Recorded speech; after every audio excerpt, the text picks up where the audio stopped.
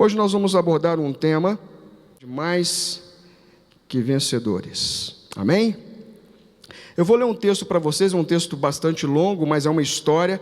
E baseado nesse texto, que alguns de vocês já devem conhecer, se não todos, nós vamos refletir sobre os aprendizados que nós temos na palavra de Deus a partir daí. Amém? Nós queremos entender então por que nós somos mais do que vencedores. Como que isso acontece? Qual é o processo que nós passamos por ele de maneira tal que nós conseguimos esse título que foi pronunciado pelo próprio Deus, através dos seus servos. Essa palavra está no capítulo 20 de 2 Crônicas, do versículo 1 ao 26, e diz assim: Depois disso, os filhos de Moabe, os filhos de Amon e alguns dos meunitas vieram à peleja contra Josafá. Então vieram alguns que avisaram a Josafá, dizendo: Grande multidão vem contra ti, da além do mar e da Síria. Eis que já estão as Hazon Tamar, que é em Guede. Então Josafá teve medo e se pôs a buscar ao Senhor. E apregoou jejum em todo Judá. Judá se congregou para pedir socorro ao Senhor. Também de todas as cidades de Judá veio gente para buscar o Senhor. Pôs-se Josafá em pé na congregação de Judá e de Jerusalém, na casa do Senhor, diante do pátio novo, e disse: Ah, Senhor, Deus de nossos pais, porventura não és tu Deus nos céus? Não és tu que dominas sobre todos os reinos dos povos? Na tua mão está a força e o poder, e não há quem te possa resistir. Porventura, ó nosso Deus, não lançaste fora os moradores desta terra, de diante do teu povo Israel, e não a deste para sempre à posteridade de Abraão, teu amigo? Habitaram nela e nela edificaram um santuário ao teu nome, dizendo: Se algum mal nos sobrevier, espada por castigo, peste ou fome, nós nos apresentaremos diante desta casa e diante de ti, pois o teu nome está nesta casa. E clamaremos a ti na nossa angústia, e tu nos ouvirás e livrarás. Agora, pois, eis que os filhos de Amon e de Moabe, os do monte de Seir, cuja terra não permitiste a Israel invadir, quando vinham da terra do Egito, mas deles se desviaram e não os destruíram, eis que nos dão o pago, vindo para lançar-nos fora da tua possessão, que nos deste por herança. Ah, nosso Deus, acaso não executarás tu o teu julgamento contra eles? Porque em nós não há força para resistirmos a essa grande multidão que vem contra nós, e não sabemos o que fazer. Porém, os nossos olhos estão postos em ti. Todo Judá estava em pé diante do Senhor, como também as suas crianças, as suas mulheres e os seus filhos. Então veio o Espírito do Senhor no meio da congregação sobre Jaziel, filho de Zacarias, filho de Benaia, filho de Jeiel, filho de Matanias, levita dos filhos de Asaf, e disse: Dai ouvido todo Judá e vós moradores de Jerusalém, e tu, ó rei Josafá, ao que vos diz o Senhor: Não temais nem vos assusteis por causa dessa grande multidão, pois a peleja não é vossa, mas de Deus. Amanhã descereis contra eles, e eis que sobem pela ladeira de Ziz. Encontrá-lo-eis no fim do vale, defronte ao deserto de Jeruel. Neste encontro não tereis que pelejar. Tomai posição, ficai parados, e vede o salvamento que o Senhor vos dará ao Judá e Jerusalém. Não temais nem vos assusteis, amanhã saí-lhes ao encontro, porque o Senhor é convosco. Então Josafá se prostrou com o rosto em terra, e todo Judá e os moradores de Jerusalém também se prostraram perante o Senhor e o adoraram. Dispuseram-se os levitas, os filhos dos coatitas e dos coreitas, para louvarem ao Senhor, Deus de Israel, em voz alta sobremaneira. Pela manhã cedo se levantaram e saíram ao deserto de Tecoa. Ao saírem eles, pôs-se Josafá em pé e disse: Ouvi-me, ó Judá, e vós, moradores de Jerusalém. Crede no Senhor vosso Deus, e estareis seguros. Crede nos seus profetas, e prosperareis. Aconselhou-se com o povo e ordenou cantores para o Senhor, que vestidos de ornamentos sagrados e marchando à frente do exército louvassem a Deus, dizendo: Rendei graças ao Senhor, porque a sua misericórdia dura para sempre. Tendo eles começado a cantar e a dar louvores, pôs o Senhor em emboscadas contra os filhos de Amon, de Moabe e os da montanha de Seir, que vieram contra Judá e foram desbaratados. Porque os filhos de Amon e de Moabe se levantaram contra os moradores do monte Seir para os destruir e exterminar. E tendo eles dado cabo dos moradores de Seir, ajudaram uns aos outros a destruir-se. Tendo Judá chegado ao alto para que olha para o deserto, procurou ver a multidão, e eis que eram corpos mortos, que jaziam em terra, sem nenhum sobrevivente.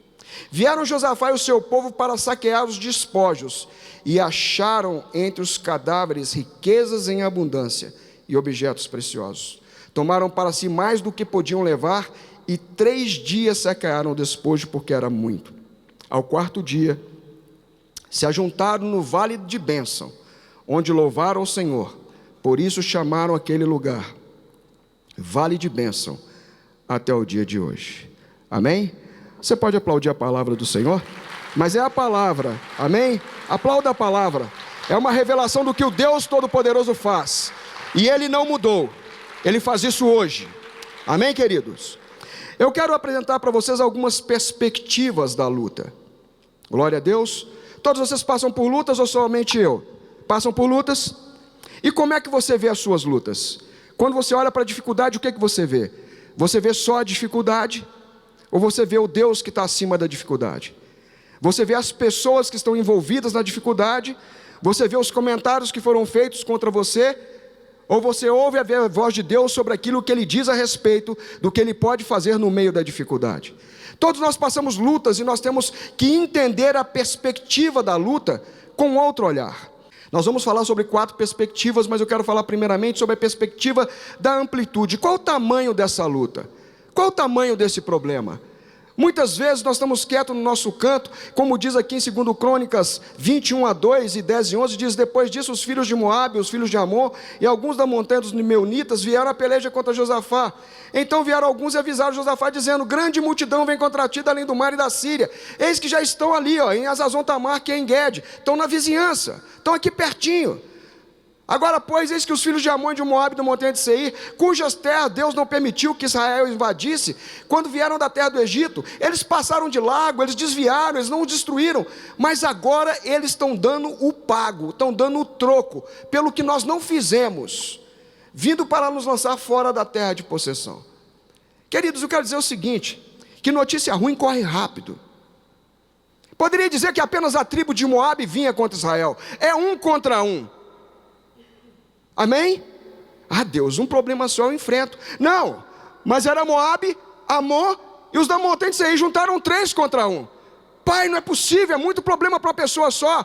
Vem problema de saúde, vem problema financeiro, vem problema judicial, vem problema de uma causa que fica presa na justiça, vem problemas com os parentes, vem problema do divórcio, vem problema do desentendimento entre casal, vem problema com os filhos, vem problema de droga, é muito problema e vem tudo de uma vez.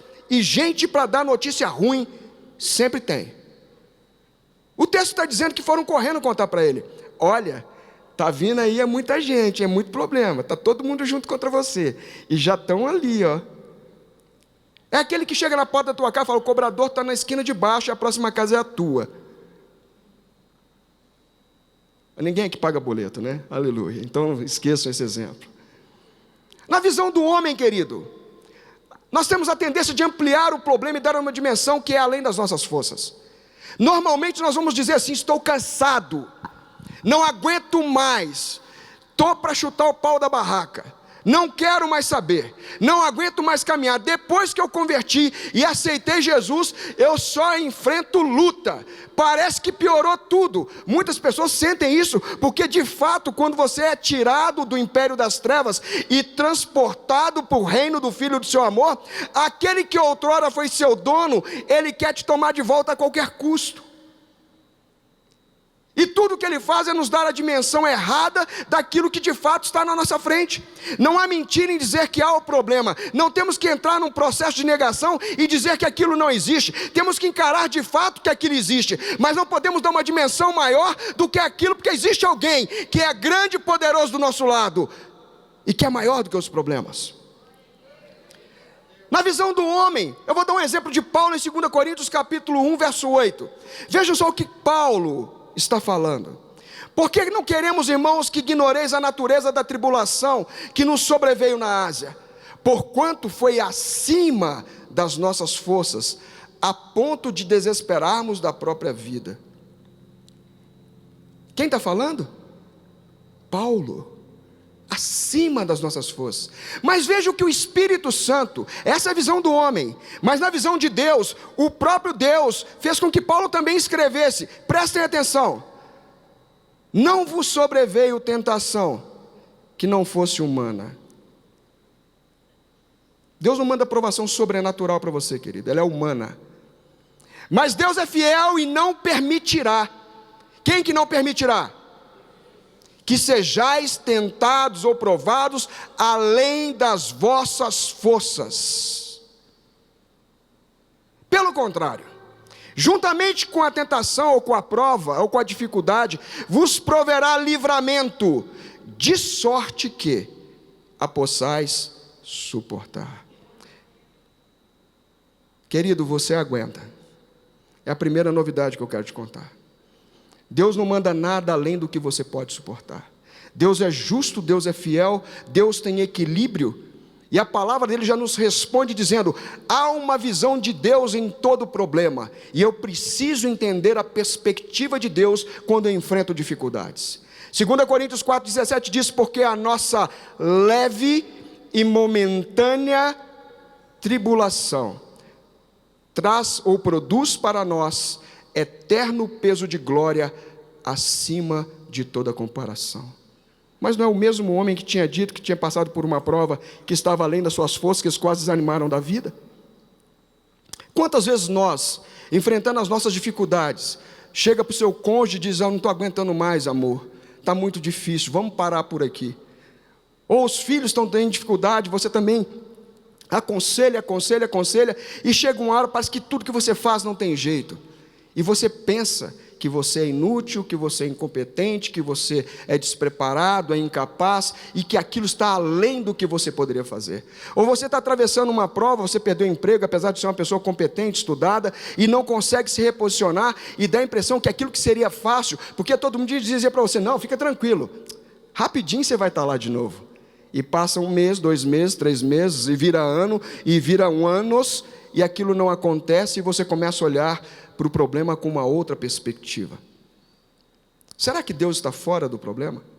Ou será que nós damos uma amplitude maior do que é necessário para o problema? Existe um fato comum entre o sucesso e o insucesso. Quem me ajuda? O que é?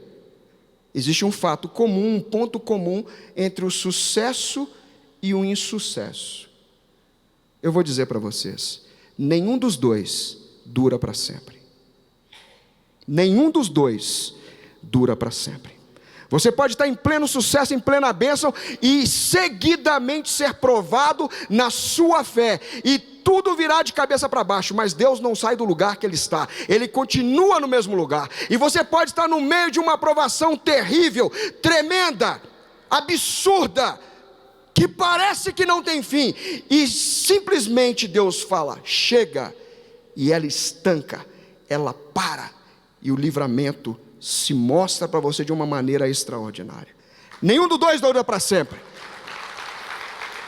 Só Deus é eterno.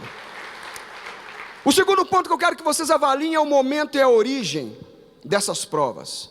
Esse texto permitiria a gente fazer N tipos de pregação. Dá para fazer pregação um ano todo só em cima desses 26 versículos. Creiam vocês. Mas o que eu quero trazer para vocês é uma perspectiva diferente quando nós olhamos para as nossas dificuldades e nós entendemos que muitas vezes nós damos uma amplitude, uma dimensão inadequada para aquilo que nós estamos passando, porque nós passamos a olhar e focar o problema e esquecemos de olhar para Deus. Quem é maior? Quem é maior? Quando você trabalha numa empresa, um gestor, um diretor, um coordenador, uma pessoa que estiver encarregada de uma liderança de equipe de um projeto, ele vai querer colocar na sua equipe pessoas que são levantadoras de problema ou pessoas que são arranjadoras de soluções. O que vocês acham? Você é o diretor da empresa, você é o líder, o que você escolheria para a sua equipe? Uma pessoa que traz soluções ou uma pessoa que só identifica problemas? O que você faria? Eu quero dizer para você que o nosso Deus é um Deus de soluções, e Ele está do nosso lado. Quando nós olhamos a amplitude do problema sem olhar a perspectiva de Deus, nós começamos a sentir dor no coração, taquicardia, aflição, falta de ar, e chora num canto, chora do outro, ajoelha para lá, não sabe o que fala. Você fala: Deus tem misericórdia de mim, Deus tem pena de mim, Deus tem misericórdia de mim, Deus tem pena de mim, e essa oração não sai disso e vira uma reza. Mas o Senhor quer dizer para você que Ele quer abrir os seus olhos, para que você não olhe na perspectiva do homem, apesar de ser homem, apesar de homem no sentido genérico, homem e mulher, mas que você olhe na perspectiva de Deus, porque o Espírito Santo mora dentro de você, e já te capacitou a olhar com os olhos de Deus. E a Bíblia diz que esta é a vitória que vence o mundo, a nossa fé. Ela está plantada em você, ela tem o DNA de Deus em você. Mas quando eu falo do momento e da origem, os problemas podem surgir de lugares que nós nem pensamos. Quando nós lemos Salmo 55, verso 12 a 14, diz assim a palavra de Deus: com efeito, prestem bem atenção nisso, não é o inimigo, não é inimigo que me afronta. Se o fosse, eu o teria suportado. É fácil entender quando o inimigo te ataca. Nem é o que me odeia quem se exalta contra mim, pois dele eu me esconderia. Eu já sei quem é, eu mudo de rua. Mas és tu, homem meu igual, meu companheiro, meu íntimo amigo. Junto andávamos, junto nos entretínhamos, e íamos com a multidão à casa de Deus. Aqui ele está falando que o problema pode surgir de onde você menos espera. Pode ser uma traição de uma pessoa que você mais ama, de uma pessoa que comia no teu prato. Aquele que bota a mão no prato comigo e pega o bocado, é esse que vai me trair. Às vezes o problema surge de situações inesperadas, impensadas, imprevistas, inimaginadas. E aquilo já nos quebra por dentro, porque você poderia esperar tudo, menos aquela origem. E vou dizer mais. A minha irmã passou uma luta muito grande no passado. Se você estiver vendo pela internet, eu quero lembrar você o que você já passou. Ela foi desenganada pelos médicos desde a infância, e o médico dizia que não passaria dos 9 anos de idade. Ela operou doença cardíaca rara, uma deformidade numa das válvulas, recursos difíceis no passado, e ela operou e Deus a manteve viva. Não passa da adolescência. Operou, entrei para visitá-la, fui a última a visitá-la antes da operação, e perguntei como é que você está. Ela falou: estou tranquila, que é o seu Deus que eu sirvo. E ela está viva. Operou a terceira vez, está viva. Pôs válvula, está viva. E passando de tudo, minha mãe sofreu um acidente, ficou na casa dela, em coma vigil durante 3 anos, ela cuidando da minha mãe com uma UTI montada. E nesse meio tempo, a minha irmã, essa mesma irmã, teve um câncer do intestino. Ela foi para o médico, a minha médica falou: não, parece que é uma coisa no útero, deixa eu dar uma olhada. Aí ela examinou e falou: não, nós vamos ter que abrir. E não dá para você sair daqui, eu tenho que olhar. E fez uma pequena exame para olhar e viu que era grave, fechou e mandou ela para um oncologista às pressas. Minha irmã tirou pelo menos 5 litros de sujeira dentro do organismo, teve septicemia, perdeu boa parte do intestino, fez quimioterapia. Diziam que não tinha jeito porque era um dos cânceres mais agressivos que existem. E ela está viva. Aleluia! Glória a Deus! Isso merece aplauso. Glória a Deus. Aleluia! Depois de fazer a quimioterapia, porque a válvula dela é biológica, a quimioterapia afetou a válvula do coração. E ela teve que voltar para o médico para fazer a operação do coração para trocar a válvula. Por causa que ela fez o tratamento do câncer. E ela voltou lá, trocou a válvula e permanece viva. Quando ela chega em casa, ela descobre que o marido dela a abandonou. Levou tudo embora, junto com uma amante. E a deixou sozinha, com a filha, numa cidade pequena, tomando conta da minha mãe. Logicamente que nós estamos lá dando todo o apoio. Uma mulher em coma vigil, que só mexia a cabeça para um lado e para o outro, por causa de um atropelamento em cima de uma faixa de pedestre, com sinal fechado, por uma ambulância que transportava um homem com o pé quebrado. Eu poderia esperar tudo, porque eu trouxe um exemplo da minha família, porque eu posso esperar tudo o que aconteça comigo, mas eu não posso esperar que aquela pessoa que come junto comigo no mesmo prato me deixe na hora mais difícil da minha vida. Eu não posso esperar que aquele amigo meu faça isso, que aquele chefe que só me elogiava e agora ele virou as costas, foi ele que assinou a minha demissão.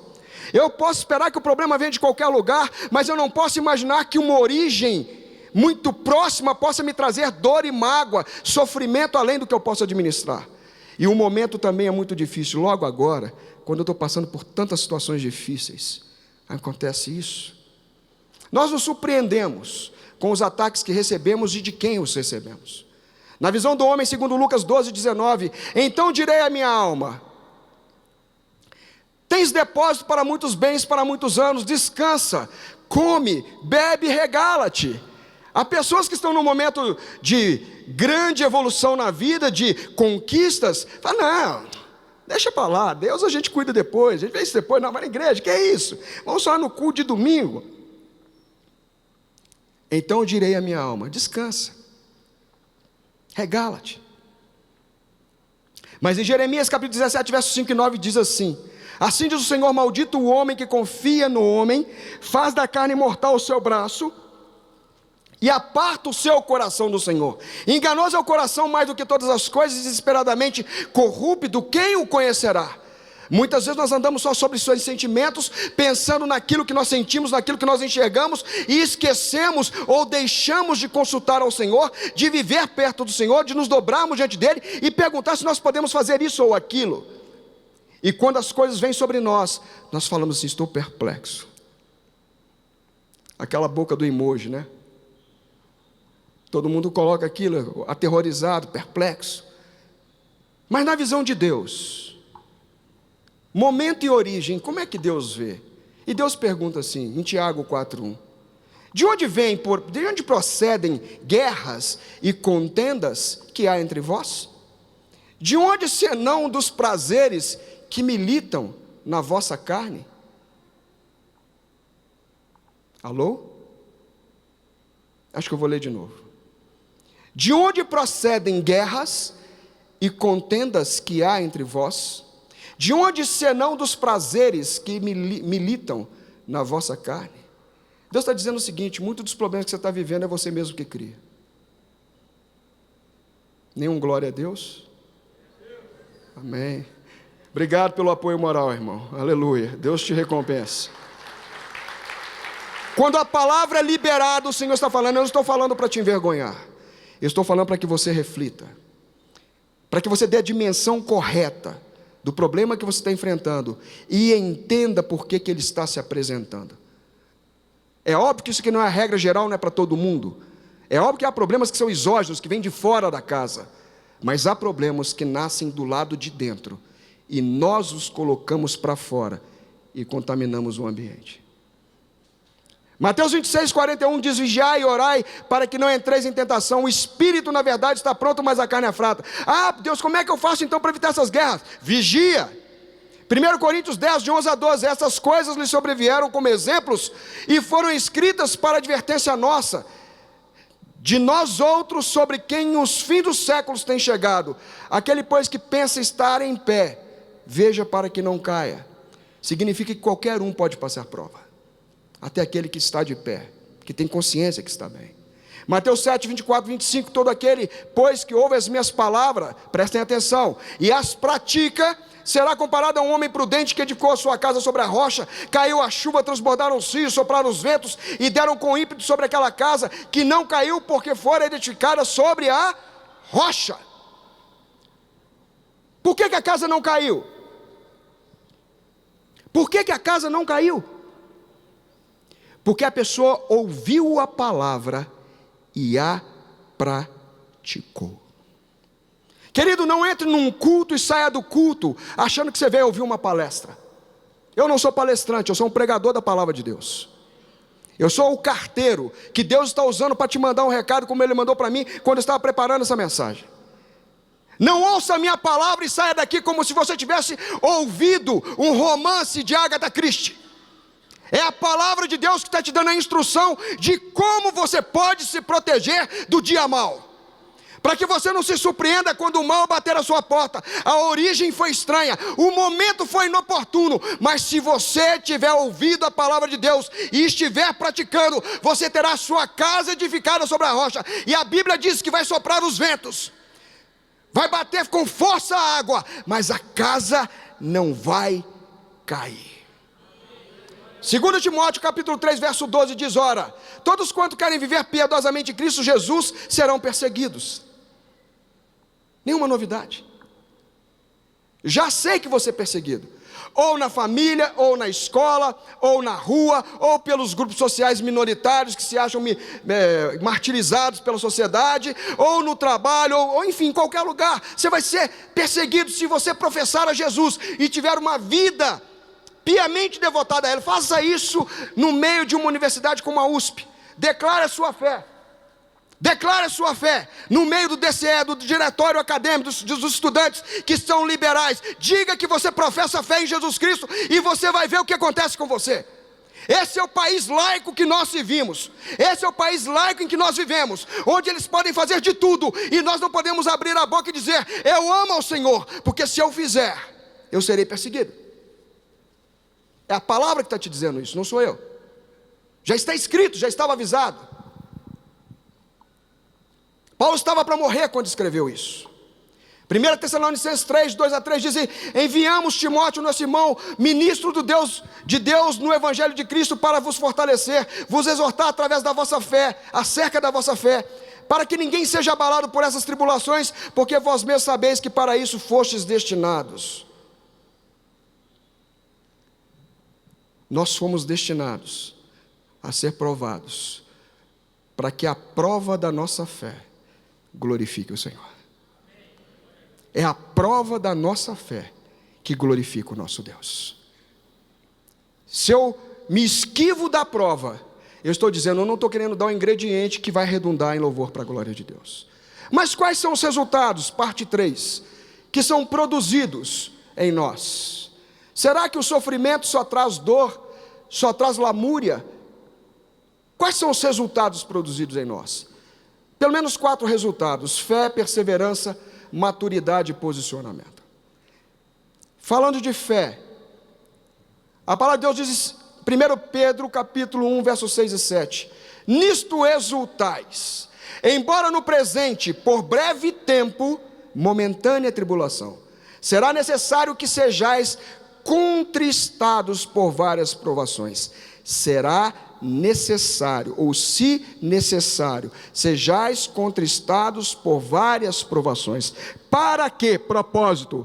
Uma vez confirmado o valor da vossa fé, muito mais preciosa do que o ouro perecível, mesmo apurado por fogo, redunde em louvor, glória e honra na revelação de Jesus Cristo. Quando você é provado e você fica firme na fé, o resultado dessa prova é louvor, glória e honra a Jesus Cristo. A Bíblia diz em Hebreus 11:6: de fato, com verdade, sem fé é impossível agradar a Deus, porque é necessário que aquele que se aproxima de Deus creia que Ele existe e que Ele é galardoador, Ele é presenteador daqueles que o buscam. E quando eu entendo que eu estou passando uma prova, não importa o tamanho, o momento, a amplitude que eu dei, quando eu vou para o meu quarto, como diz Mateus 6,6, dobro o meu joelho em secreto e clamo a esse Deus, que é um Deus de soluções, que Ele é maior do que o problema, e me inclino diante dEle com fé e o procuro. A Bíblia diz que Ele é presenteador daqueles que te buscam, aqueles que o buscam. E muitas vezes nós vamos buscar ajuda em todo lugar, menos no quarto, com as portas fechadas e ajoelhados. É prova que nós temos recompensa sim, 1 Coríntios 15:58. Portanto, meus amados irmãos, sede firmes, inabaláveis e sempre abundantes na obra do Senhor, sabendo que no Senhor o vosso trabalho não é vão. 2 Crônicas 15:7. Mas sede fortes e não desfaleça as vossas mãos, porque a vossa obra terá recompensa. Deus não deixa você passar a provação em vão. Nada que Deus permite na tua vida é simplesmente por acaso, porque Ele não tinha o que fazer. Fala, bota o número 65 na prova lá. Bota o 73 também. Você não é um número para Deus. Você é filho. Você foi resgatado pelo sangue precioso de Jesus Cristo.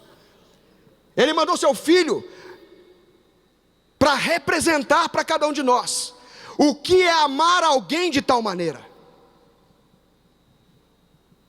para nos dar a permissão, o direito de crer nele e sermos feitos filhos de Deus, para termos direito à vida eterna. A Bíblia diz, esse versículo não está ali, mas eu vou citar para vocês, Romanos 8:32, ora, aquele pois que nem mesmo a seu próprio filho poupou, antes o entregou por nós, como não nos daria graciosamente, juntamente com Ele, com Jesus Cristo, todas as outras coisas? Aquele que entregou Jesus, que era a maior preciosidade que Deus tinha com Ele, Ele vai te negar um emprego? Ele vai te negar uma cura? Ele vai te negar um propósito que você está empenhado nele, associado ao coração dEle, à vontade dEle?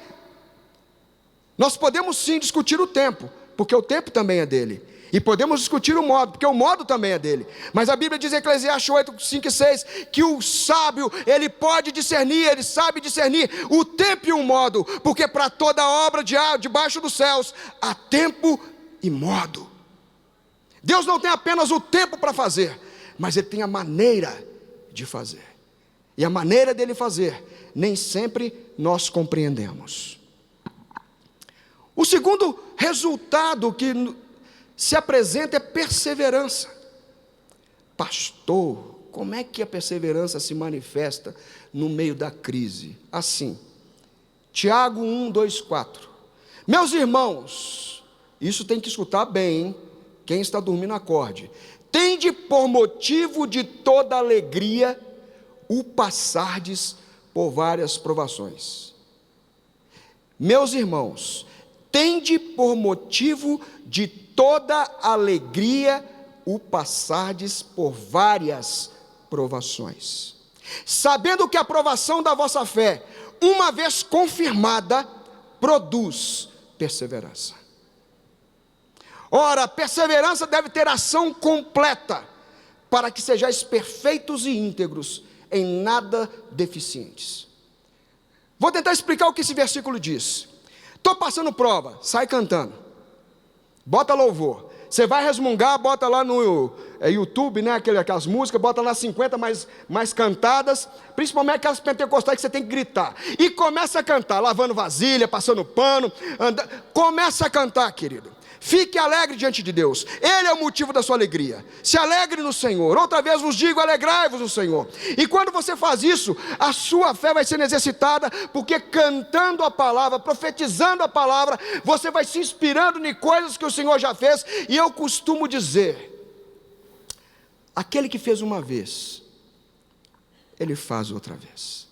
Tem um corinho que eu não lembro como é que é a letra dele, não dá nem para ensaiar aqui, mas eu estava numa situação na minha casa, sentado no sofá, eu tinha acabado de ler a Bíblia, num lugar que eu normalmente sento, eu fico por horas sentado ali, lendo, fazendo as minhas leituras, e eu estava naquele dia muito mal, à tarde, e o Gabrielzinho, meu pequenininho, aquele cabelinho cachadinho, que apronta, que é uma benção, ele é muito disciplinado, mas ele é agitado, entendeu? O negócio dele é para chegar arrasando. E o Gabrielzinho estava lá no quarto dele com o irmão, e o irmão quieto, mexendo em alguma coisa, e o Gabrielzinho correndo, e eu sentado na sala, e de repente sai o Gabriel lá do quarto, faz aquela curva fechada, saindo do hall, entrando na sala, passando perto do vidro da mesa, como sempre ele faz, voando, né?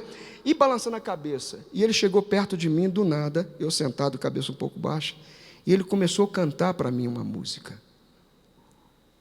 E essa música dizia que Deus fez uma vez e que Ele fará outra vez.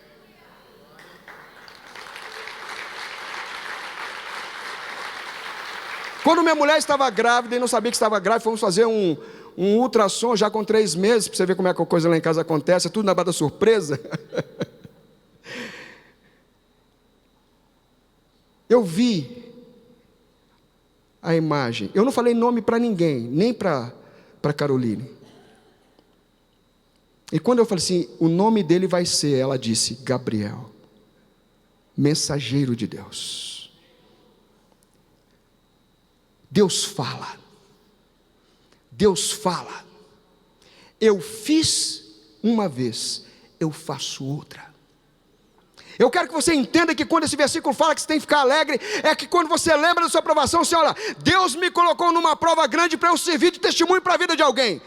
Então você perseverante, perseverante é aquele que vai até o fim, aquele que perseverar até o fim será salvo, ele vai receber a coroa da justiça. Vá até o fim, não pare no meio, a perseverança tem que ser completa, não pode parar no meio, tem que ir até o fim. E quando você vai até o fim, você não fica aleijado. A Bíblia diz que quando você persevera até o fim, você é fortalecido, você fica perfeito e não fica deficiente na fé. E quando eu tomo essa decisão, eu começo a perceber que toda a prova que vem é para produzir na minha vida algo melhor. Deus é bom, querido. Salmo 34:8 diz: provai e vede que o Senhor é bom. Se é que vocês já provaram, provai e vede que o Senhor é bom. Deus dá boas dádivas aos seus filhos. E quando vem a prova, nós temos que entender que Deus está conosco, que Ele não nos abandonou. Nessa luta vocês não vão ter que pelejar. Lembre do texto, nessa luta vocês não vão ter que pelejar. Fique quieto, fique parado e olhe o livramento que Deus vos dará. Ficar parado não é ficar inerte, não é ficar impassível. Tem diferença, eu vou explicar isso para vocês. Mas quando Josafá, eu vou falar um pouco aqui mais à frente, quando ele teve medo, ele foi orar. E quando nós clamamos a Deus, eu quero dizer para você, querido, Deus ouve as orações. Bendito seja Deus, que não nos rejeita a oração e nem afasta de nós a sua graça. O Espírito Santo antes vinha de fora sobre um profeta, agora ele está dentro. Ele vem de dentro para fora e ele fala. Ele diz para você: eu vou agir, eu vou fazer, não tenha medo. E o Espírito veio no meio da congregação e disse: eu vou fazer, e vocês não vão ter que levantar os dedos. Romanos 5, 3 e 5 diz: e não somente isto, mas também nos gloriamos nas próprias tribulações, sabendo que a tribulação produz perseverança. Aqui a coisa vai ficar cumprida. E a perseverança produz experiência, e a experiência produz esperança. Olha que cadeia produtiva maravilhosa. Ora, a esperança não confunde, porque o amor de Deus é derramado em nosso coração pelo Espírito Santo que nos foi outorgado, que nos foi dado. Aquele que colocou o Espírito Santo dentro de você, que derramou o amor dentro de você, ele está vendo o que você está passando. Ele quer produzir em você alguma coisa maior. Entenda isso. É uma caminhada onde nós desenvolvemos a nossa salvação. Em Hebreus 10, 36 diz: com efeito, tendes necessidade de perseverança, para que, havendo feito a vontade de Deus, alcanceis a promessa. Queridos, nós temos que ser perseverantes para primeiro fazer o que Deus quer. Agrada-te do Senhor, primeiro, e Ele satisfará os desejos do seu coração. O terceiro ponto é maturidade. Desejai ardentemente, como crianças recém-nascidas, o genuíno leite espiritual, para que por ele vá descrescendo e vos seja dado o crescimento, para a salvação. Hebreus 5, 13 e 14. Ora, todo aquele que se alimenta de leite é inexperiente na palavra, ainda é criança, é experiente na justiça. Mas o alimento sólido é para os adultos, para aqueles que pela prática de quê? Da perseverança, tem as suas faculdades exercitadas ao quê? A ter esperança, a ter experiência, por causa das provas, exercitadas para discernir, não somente o bem, mas também o mal. Quando eu amadureço no caminho, eu começo a olhar para a situação e falo: já sei no que vai dar, melhor é o fim das coisas que o princípio delas. Já sei no que vai dar, Deus está no negócio, vamos ficar firme, vamos ficar em oração, vamos jejuar, vamos buscar a Deus e Deus vai operar. 1 Coríntios 13, 11 diz: quando eu era menino, falava como menino, sentia como menino, pensava como menino, mas cheguei a ser homem. Quando cheguei a ser homem, desisti das coisas próprias de menino. Quantas vezes nós somos infantis na nossa fé e agimos como meninos, e Deus está querendo nos conduzir através das provas para a maturidade. Deus não quer fazer você regredir, querido. Deus te leva para o progresso. A Bíblia diz que Jesus Cristo todos os dias Ele nos conduz em triunfo, Ele nos conduz para frente. Tanto é que Ele disse em João 15, 16: vós não me escolhestes a mim. E eu entendo que Jesus é sábio, que Ele não faz escolha errada. Se Ele fosse um recrutador de um setor de RH e Ele te escolhesse, como é que se sentiria? Eu me sentiria lisonjeado. Falei: nossa, será que foi por causa do meu currículo? Nesse caso não. Fui eu que escolhi você, não foi você que me escolheu. Antes de você fazer a escolha, a decisão por mim, eu te escolhi. E eu não só te escolhi, mas eu te designei. Eu estabeleci um propósito na sua vida e te nomeei. Você é o cara, você é a pessoa que vai fazer. E eu estou dizendo que você vai fazer, e você vai frutificar muito, e o vosso fruto vai permanecer. A proposta de Deus não é para que você dê fruto para jogar fora, mas é que você seja uma árvore de vida e que seu fruto alimente outra pessoa. O quarto ponto é posicionamento. Diante do medo, primeiro posicionamento, diante do medo e das incertezas. Segundo Crônicas 23 diz: então Josafá teve medo e se pôs a buscar ao Senhor. Glória a Deus, ele tomou a decisão certa. Você está com medo? Você sente medo? Você está com incertezas no coração? Coloque-se a buscar o Senhor. Essa atitude vai gerar confiança. Salmo 56, 3 e 4 diz: em me vindo o medo, em me vindo o temor, eu hei de confiar em ti. Em Deus cuja palavra eu exalto, neste Deus eu ponho a minha confiança e nada temerei. Quem me pode fazer um mortal? Salmo 57, de 1 a 3: tem misericórdia de mim, ó Deus, tem misericórdia, pois em ti a minha alma se refugia. Eu estou confiando na sua palavra, no Senhor que eu estou me refugiando. À sombra das tuas asas eu me abrigo. Eu oro todo dia à noite, até que passem as calamidades. Clamarei ao Deus do Altíssimo, ao Deus que por mim tudo executa. Ele dos céus me envia o seu auxílio e me livra. Cobre de vergonha os que me ferem. Envia a sua misericórdia, a sua fidelidade. Isaías 26, 3 e 4 diz assim: tu, Senhor, conservarás em perfeita paz aquele cujo propósito é firme, porque confia em ti. Confiai no Senhor perpetuamente, porque o Senhor é Deus. Nosso Deus é uma rocha eterna. O segundo posicionamento que nós devemos ter diante do povo, diante da nossa família e daqueles que nós lideramos: ele apregou o jejum, como é de 2 Crônicas 23 e 4, para todo Judá, congregou todo o povo para pedir socorro ao Senhor, de todas as cidades. Chama a sua família para orar, querida. Está com dificuldade? Chama o marido, chama o filho, chama o vizinho, chama o enteado, chama o parente, chama o irmão de fé, faz um café, come o bolo depois, mas chama para orar. Para de murmurar, para de se juntar com pessoa que reclama, e chama o povo para orar. Vão para o monte, vão para a vigília, vão para sábado de jejum e oração. Vamos nos reunir para orar. Essa é a atitude que Deus espera de nós. O povo de Deus precisa de um posicionamento. Esse posicionamento traz direção e liderança, porque você está procurando direção e Deus está dizendo para você: eu quero que você lidere, eu quero que você aponte direções. E você mesmo está pedindo direção para Deus.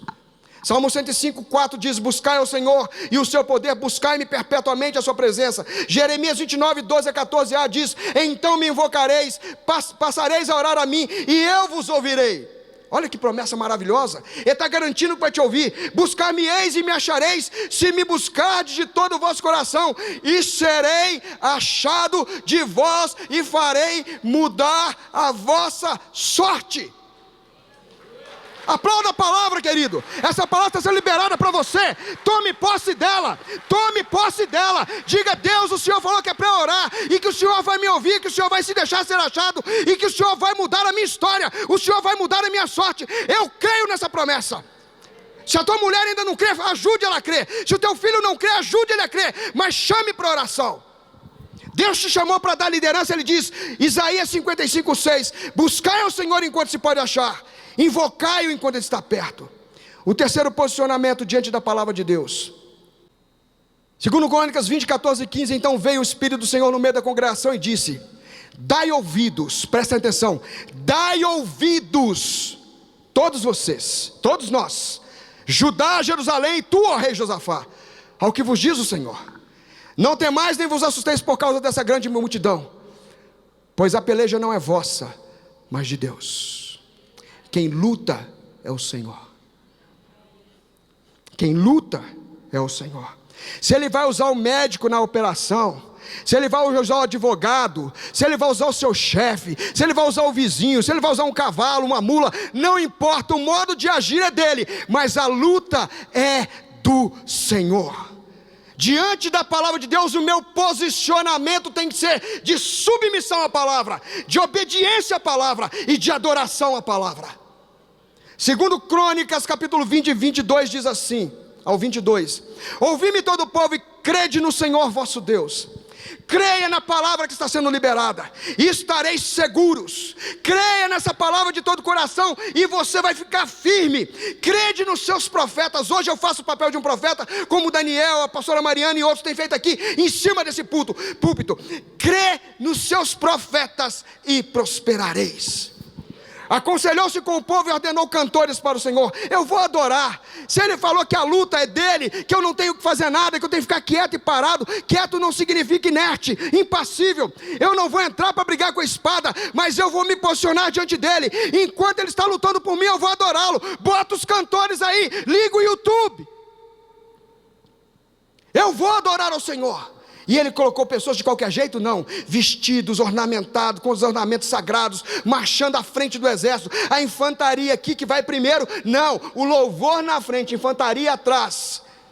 que louvassem a Deus, dizendo: rendei graças ao Senhor, porque a sua misericórdia dura para sempre.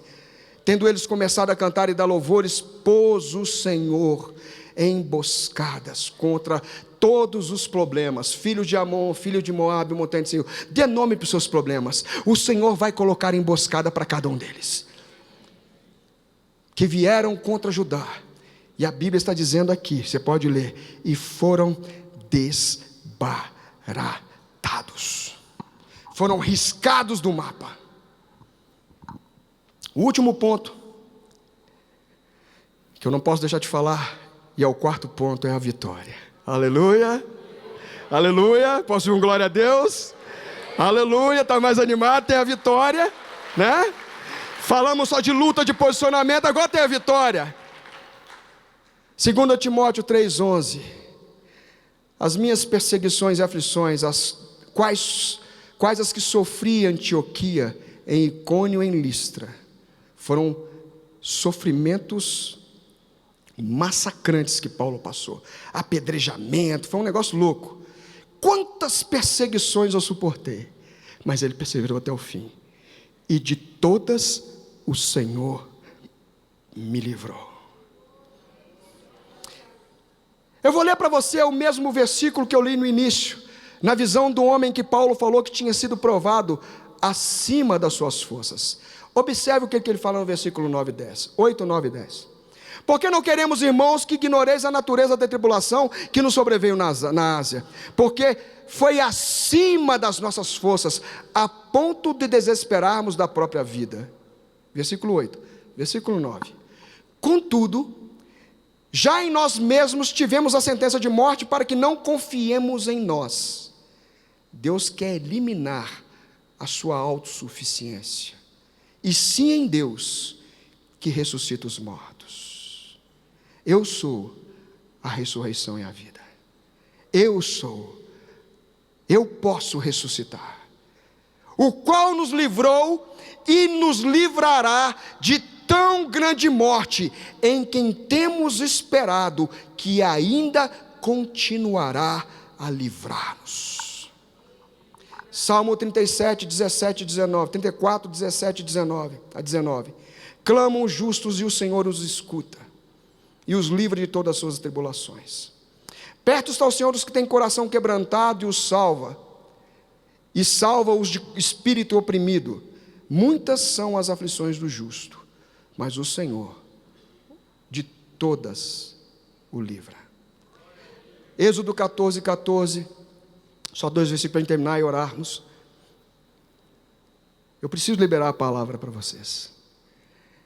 O povo de Israel estava batendo cabeça na frente do mar.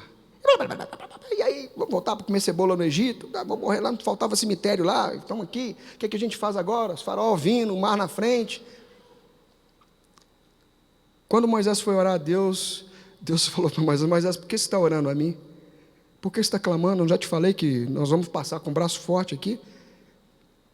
Diga ao povo que marche. Olha para o problema e passa pelo meio dele. Levanta a tua vara. Levanta a tua vara, que quem abre o mar sou eu. Você só levanta a vara e manda o povo passar, vai passar com o pé enxuto. Versículo 14. Êxodo 14, 14. O Senhor pelejará por você. Se você tem fé, receba. O Senhor pelejará por você, e você vai se calar. Toda murmuração vai se calar, porque Ele é fiel para cumprir o que a sua palavra, para aquilo que ela foi liberada. Ela produz o fruto que lhe apraz. E é por isso, querido, que o título dessa mensagem é mais do que vencedores. Romanos 8,37 diz que em todas essas coisas, nomeie. É problema no emprego? É problema em casa? É doença? É alguém que te insultou? É uma causa na justiça que foi injusta? Qual que é o problema? Nomeie.